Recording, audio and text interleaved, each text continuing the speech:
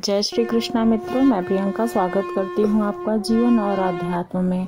कैसे हैं आप सब? उम्मीद करती हूँ आप सभी अपने अपने घरों में स्वस्थ होंगे। और मित्रों, आज मैं आप लोगों के लिए कहानी लेके आई हूँ भगवान विष्णु के भक्त एक साहूकार की और बेमाता की कहानी।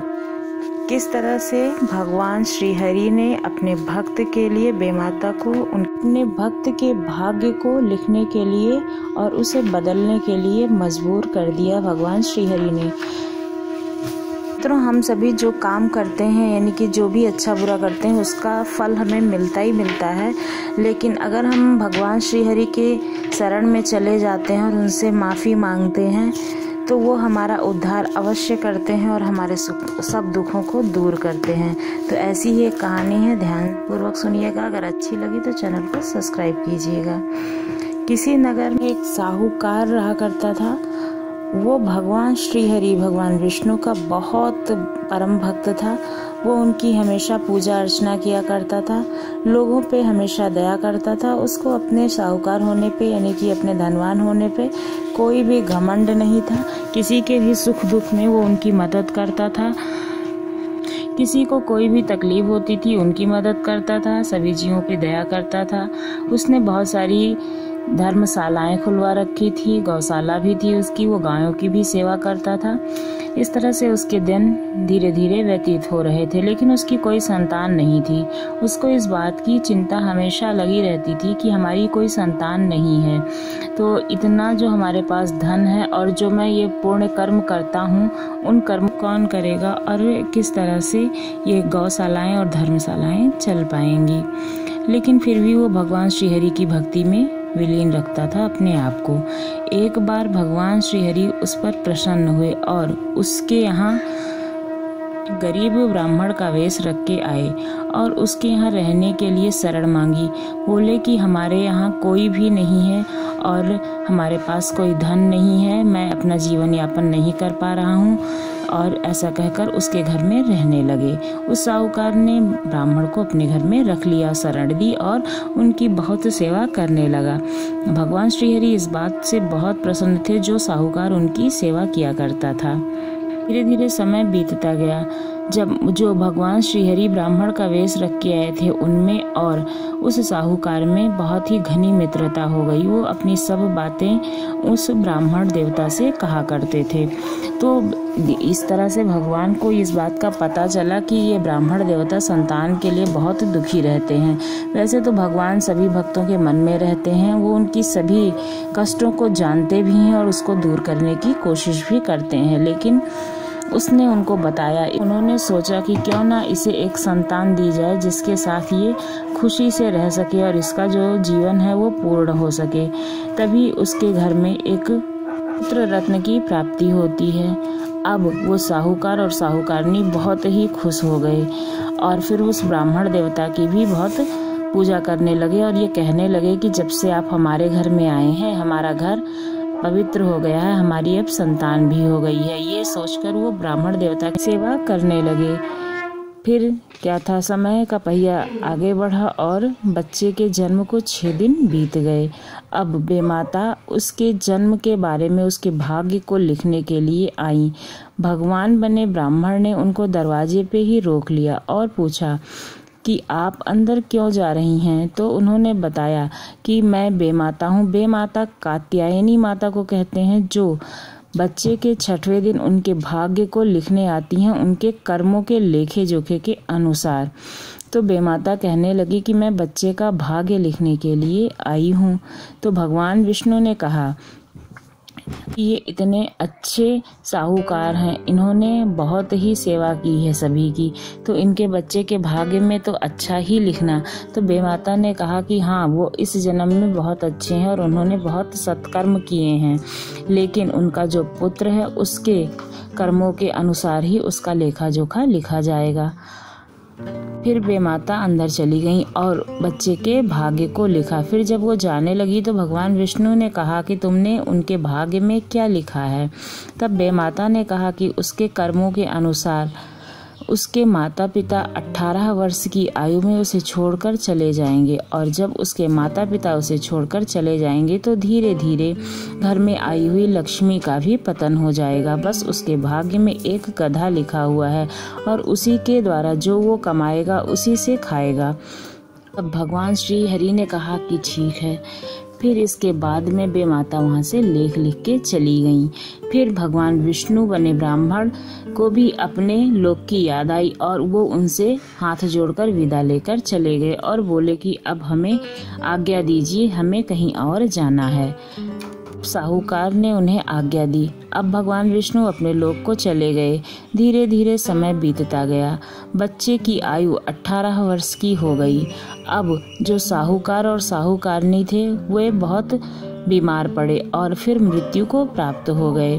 अब बच्चा अकेला रह गया। धीरे धीरे लक्ष्मी का भी पतन हो गया। अब उसके पास कुछ ही पैसे बचे थे तो उसने उन पैसों से एक गधा खरीद लिया और सोचा कि इसी से मैं मेहनत मजदूरी करके कैसे भी अपनी जिंदगी बिता दूंगा और अपना गुजारा करूंगा। फिर उसी गधे से नमक की बोरियों को ढोता और अपना जीवन यापन करता रहा। फिर भगवान विष्णु को मित्र साहूकार की याद आई। उन्होंने सोचा कि अब 18 वर्ष व्यतीत हो गए हैं, साहूकार भी नहीं रहे हैं, अब उनके बच्चे की क्या स्थिति है, जरूर जाकर देखना चाहिए।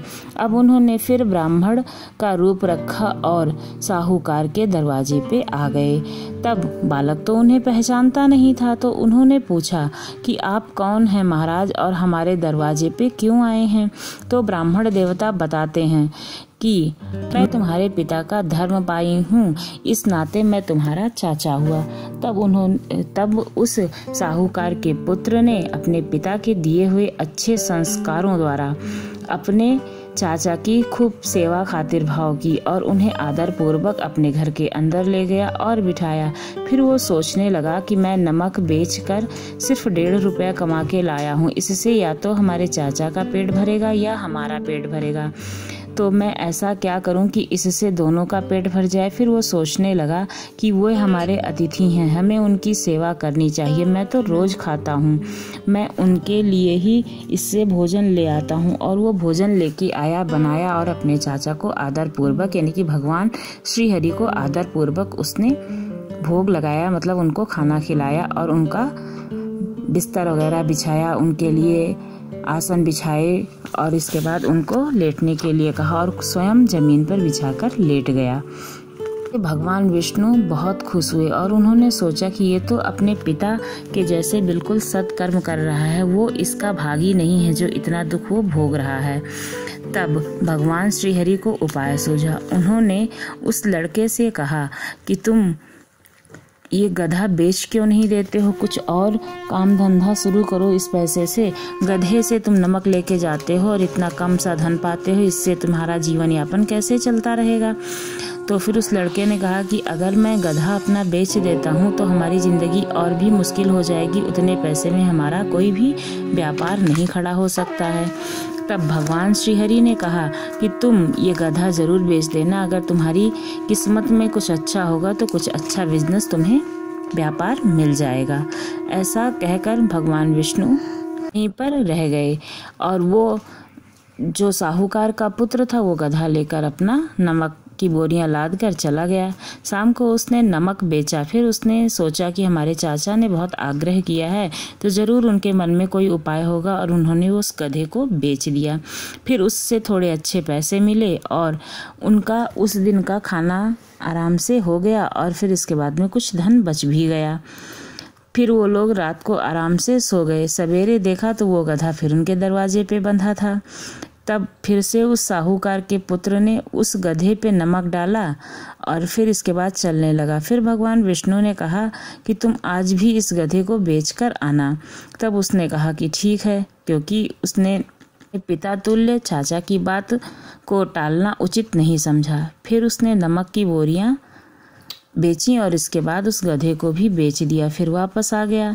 फिर इसके बाद में उसे उससे भी धन मिला और धीरे धीरे उसका धन एकत्र होने लगा और वो गधा रोज के रोज उसके पास वापस आ जाता, क्योंकि भगवान विष्णु ने सोचा कि अगर ये इसके भाग्य में है तो वापस आएगा ही, तो वो गधा वापस आ जाता। इसी तरह से दिन बीतते गए। अब वो साहूकार का पुत्र धीरे धीरे पैसे वाला हो गया। अब बेमाता आई, वो बहुत परेशान कि इसके पास तो सिर्फ गधे के ही जितना भाग्य था, अब इसके पास इतना धन कैसे हो गया है। तब उनको समझ में आया कि ये कोई साधारण ब्राह्मण नहीं है, जरूर इसमें कोई बात है।